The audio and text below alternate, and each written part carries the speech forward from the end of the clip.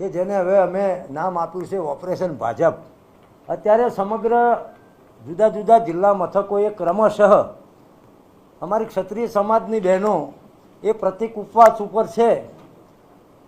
તો એક દિવસ પછી માલધારી સમાજ હોય કે આજે જે બી સમાજ હોય ટેકો આપ્યો એની બહેનો પણ પ્રતિક ઉપવાસ ઉપર આવતીકાલે ને પરમ દિવસથી ગોતા ભવનમાં જોડાશે.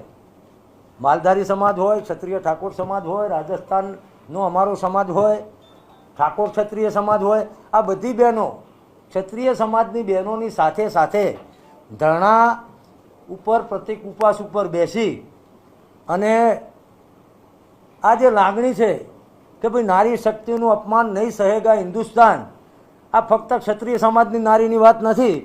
દિવસે દિવસે તમામ સમાજની, પાટીદાર સમાજ પણ આવશે એમાં ની બહેનો આ પ્રતિક